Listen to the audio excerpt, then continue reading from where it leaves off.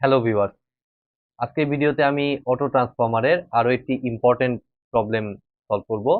তবে ভিডিওটি শুরু করার আগে আমি অবশ্যই বলবো, যারা আমার চ্যানেলে একদম নতুন তারা আমার প্লে লিস্ট থেকে ট্রান্সফরমারের উপর আগের বেসিক ভিডিওগুলো একটু দেখে আসুন। বিশেষ করে অটো ট্রান্সফরমার রিলেটেড আমার যে কয়েকটি বেসিক ক্লাস আছে সেই ক্লাসগুলো অবশ্যই দেখে আসুন, তা না হলে কিন্তু এগুলো বুঝতে অনেক সমস্যা হবে। ঠিক আছে, তো দেখুন আমি একটু সার্কিটটা আর একটু বড় করে নিচ্ছি। তো দেখুন আমি আলোচনা শুরু করতেছি। তো গত ক্লাসে আমি একদম হুবহু অনেকটা এইরকমই একটা প্রবলেম সলভ করেছি, বাট সেটা ছিল আমাদের অ্যাডিটিভ পোলারিটির জন্য। বাট আজকে আমি 91 নাম্বার প্রবলেম, এটা অ্যাকচুয়ালি হবে সাবট্রাকটিভ পোলারিটি। এখানে আহ, এটা বলে দেওয়া থাকতেও পারে, নাও পারে। যদি না দেওয়া থাকে তাও কিন্তু আপনাকে সার্কিট দেখে এটাকে বুঝে নিতে হবে। ঠিক আছে, তো দেখুন এটা অ্যাকচুয়ালি সাবট্রাকটিভ পোলারিটি। ওই সেম প্রবলেমটা আজকে করতে হবে হচ্ছে সাবট্রাকটিভ পোলারিটি। তো কিভাবে আমরা বুঝবো সাবট্রাকটিভ পোলারিটি? দেখুন এটা 2400 ভোল্ট, মানে এই কয়েলের এক হচ্ছে 2400 ভোল্ট, এটা 240 ভোল্ট, আর এটা আমরা দেখতে পাচ্ছি 2160 ভোল্ট। 2400 সাথে 240 যোগ করলে নিশ্চয়ই 2160 হয় না। তার মানে অবশ্যই 2400 থেকে দেখুন 240 বাদ দিয়ে দেখুন ক্যালকুলেটারে 2160 আসে। দ্যাট মিনস এটা অ্যাকচুয়ালি সাবট্রাকটিভ পোলারিটির ম্যাথ। এভাবে কিন্তু আপনাকে আইডেন্টিফাই করতে হবে, যদি বলে না দেয় এই কথাটা, যে এখানে যে সাবট্রাকটিভ পোলারিটিটা বলতে, এটা যদি কোশ্চেনে না বলে দেয়। তো দেখুন আমরা আগের মতোই কাজ করব। আমাদের 1 নাম্বার কোশ্চেন, এগুলো 1 আর 2 এর সলিউশন পুরো আগের মতোই। অর্থাৎ এটা আমাদের টু ওয়াইন্ডিং ট্রান্সফরমারের জন্য কত ছিল, আমাদের I1 is equal two 20 KVA, মানে হচ্ছে টু ওয়াইন্ডিং ট্রান্সফরমার যেহেতু পাওয়ার 20 কেভিএ, তাহলে 20,000কে ভাগ দিতে হবে কত দ্বারা, আমাদের প্রাইমারি হচ্ছে 2400, তাহলে 20,000 ডিভাইডেড বাই 2400, এটা মনে হয় যতদূর সম্ভব 8.33 আসছিল। তাহলে আমি এখানে 8.33 দিয়ে দিলাম, 8.33।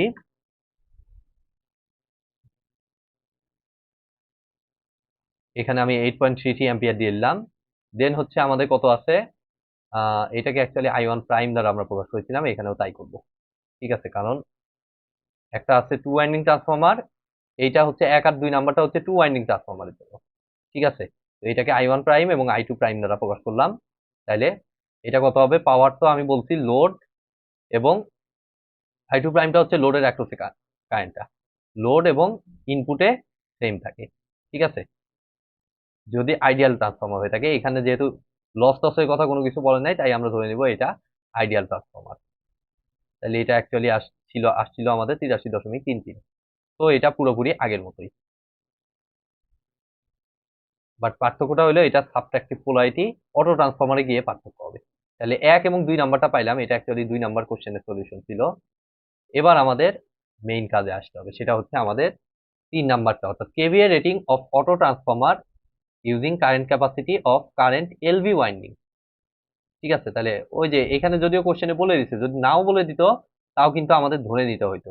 কেননা আমরা দেখতে পাচ্ছি আমাদের প্রাইমারি সাইডে এখানে এসে আমাদের ডিস্ট্রিবিউশন হয়ে যাচ্ছে মেইন ইনপুট থেকে। তো I1 হিসেবে অবশ্যই আপনি 8.33 ধরতে পারবেন না। বাট এই কয়েল এবং সেকেন্ডারি সাইডটা আমরা দেখতে পাচ্ছি সিরিজে কানেক্টেড। দ্যাট মিনস এই সেকেন্ডারি, আগের সেকেন্ডারি কারেন্ট এবং এই I2 কারেন্টটা আপনি সেম বলতে পারেন। ঠিক আছে, ঠিক আছে, এগুলো সম্পর্কে তো আমার থিওরিতেও আলোচনা ছিল, এই ম্যাথেও আমরা কিন্তু সেম জিনিসটাই অ্যাপ্লাই করছি। তাহলে I2 is equal two actually হবে I2 prime is equal two আমার আসতেছে এই 83.33 অ্যাম্পিয়ার। তাহলে এটা আমরা পাইলাম।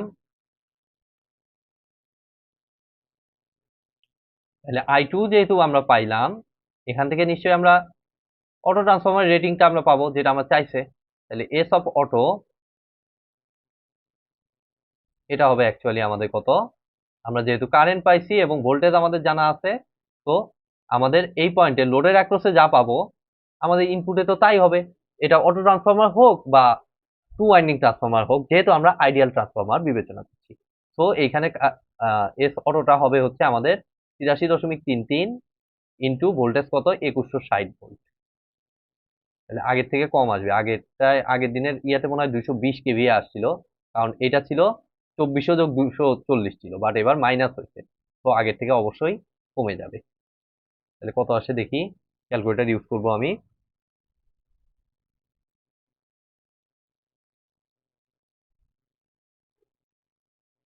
83.333333 গুণ 2160, 17, 180 KVA.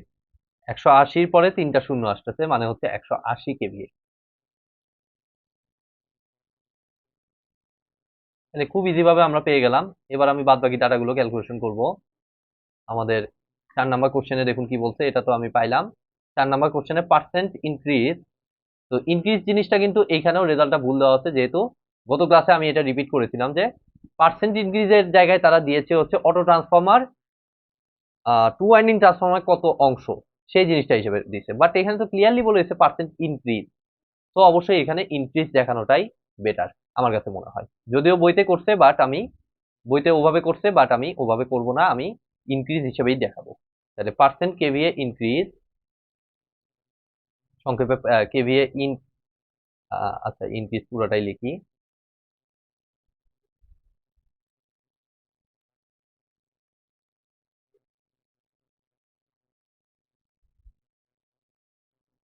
Increase is equal two আমার কত, 180 হচ্ছে এখন হয়েছে, আর আগে ছিল হচ্ছে আমাদের কত 20 KVA two winding transformer, divided by increase অনুযায়ী ছোটবেলার শতকরা নিয়ম কি, নিচে হবে ইনিশিয়ালটা, নিচের ইনিশিয়ালটা কত, টু ওয়াইন্ডিং ট্রান্সফর্মার 20 ইন্টু 100%। তাহলে এটা অ্যাকচুয়ালি আমাকে রিটার্ন করছে 160/20, মানে হচ্ছে 8 ইন্টু 100, মানে হচ্ছে 800%। ঠিক আছে, এটা পাইলাম। দেন আমাদের নেক্সট পার্ট কি, নেক্সট পার্ট হচ্ছে আমাদের 5 number, values of I1 and IC. Okay, সমস্যা নাই, আমরা I1 এখন বের করবো।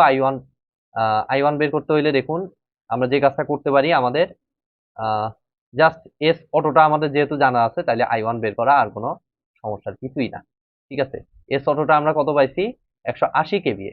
তাহলে I1টা অ্যাকচুয়ালি আমার হবে 180 কেভিএ, মানে হচ্ছে 180-র পরে 3টা শূন্য, ডিভাইডেড বাই আমার ভোল্টেজ কত, 2400 ভোল্ট।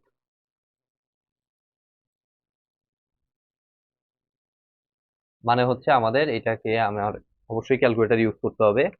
180-র পরে 1 2 3, 3টা শূন্য ডিভাইডেড বাই 2400, তাইলে আমার আসতেছে 75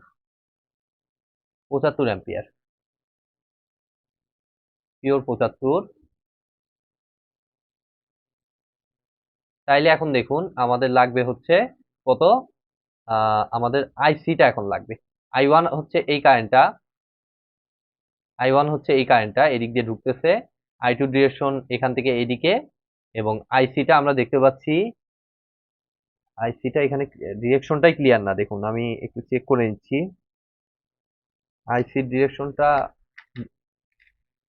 যতদূর সম্ভব নিচ থেকে উপরের দিকে হওয়ার কথা। Let me check.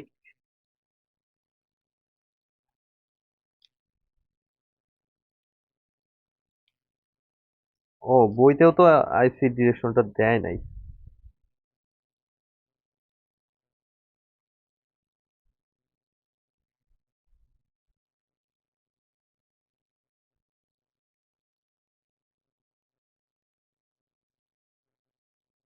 আইসি ডিরেকশনটা এখানে দিয়ে দেয় নাই। ঠিক আছে, আইসি ডিরেকশনটা তাইলে দেখুন, আমি আইসি ডিরেকশনটা এটা বের হচ্ছে, এটা ঢুকতেছে, এটা ঢুকতেছে অ্যাকচুয়ালি নিচ থেকে উপরের দিকে হবে ডিরেকশনটা। ঠিক আছে, বইতেও এই ডিরেকশনটা দেয়া নাই। তাহলে দেখুন আমাদের আইসি ডিরেকশনটা এই পয়েন্টে যদি আমরা একটা কেসিএল অ্যাপ্লাই করি, তাহলে আমরা দেখতে পাচ্ছি I1 ঢুকতেছে, আইসিও ঢুকতেছে, আর বের হয়ে যাচ্ছে কত, বের হয়ে যাচ্ছে আমাদের I2 কারেন্টটা। তাহলে আইসি ইজ ইকুয়াল টু আমার আসতেছে, I2 minus I1, I2 minus I1, I2 minus I1। তাহলে I2 মাইনাস I1 যদি আমরা এখন হিসাব করি, তাহলে দেখুন I2 আমার ছিল কত, 83.33 অ্যাম্পিয়ার, আর I1টা আমার আসতেছে 75 অ্যাম্পিয়ার। তাহলে 83.33 থেকে আমি যদি 75টা বাদ দেই, 83.33 মাইনাস 75, তাহলে আমার আসতেছে 8.33 অ্যাম্পিয়ার, অর্থাৎ 100% ওভারলোড। ঠিক আছে, আগের প্রবলেমটাও আমাদের এই 8.33 এটাই আসছিল, এখনো আমাদের সেম। ঠিক আছে, আইসি ইজ ইকুয়াল টু 8.33 অ্যাম্পিয়ার। তাহলে এবার চলুন নেক্সট পার্টটা সলভ করি, আমাদের 6 নাম্বারটা পার্সেন্ট ওভারলোড, যেটা আমি বললাম এখন এই মাত্র 2400 ভোল্ট ওয়াইন্ডিং। তো গত ক্লাসেও এটা আমি বলেছিলাম 2400 ভোল্ট ওয়াইন্ডিং পার্সেন্ট ওভারলোড, তার মানে হচ্ছে টু ওয়াইন্ডিং ট্রান্সফরমারের তুলনায় এটা ওভারলোড কিনা সেই জিনিসটা আমাদের যাচাই করতে হবে। তাই টু ওয়াইন্ডিং ট্রান্সফরমারে এটা এটা আমার ছিল অ্যাকচুয়ালি কি 2400 ভোল্টের কয়েল। 2400 ভোল্টের কয়েলে আমার কারেন্ট কত ছিল 8.33, আর এখন আমাদের এটা কারেন্ট কত আইসি, যে কারেন্টটাও আমরা পাইছি 8.33।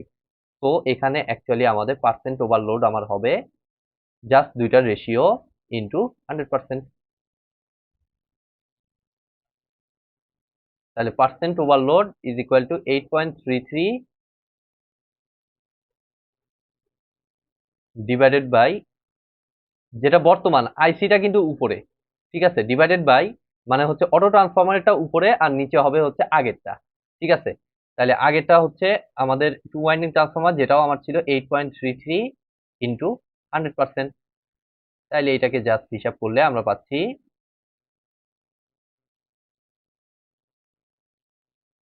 100% ওভারলোড। ঠিক আছে, আর 7 নাম্বার কোশ্চেনটা আমি গত ক্লাসেও আমি ডিরেক্টলি আমি লিখি নাই, জাস্ট এটা বর্ণনা আকারে আপনাকে একটু লিখতে হবে যে আগের ট্রান্সফরমারের প্রাইমারি সাইডে আমার 8.33 অ্যাম্পিয়ার ছিল কারেন্ট, তারপরে এখন আমার হয়ে গেছে I1টা 75 অ্যাম্পিয়ার।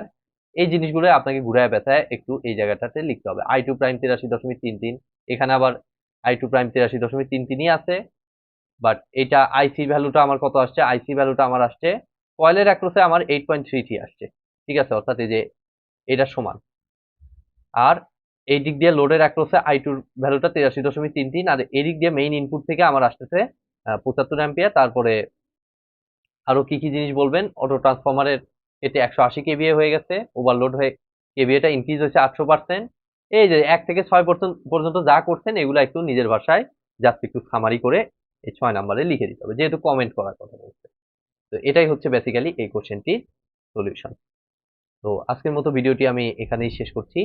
ভিডিওটি যদি ভালো লেগে থাকে অবশ্যই ভিডিওটি একটি লাইক দিবেন, বন্ধুদের সাথে বেশি বেশি শেয়ার করবেন, আর চ্যানেলে নতুন হয়ে থাকলে অবশ্যই চ্যানেলটি সাবস্ক্রাইব করবেন। ধন্যবাদ।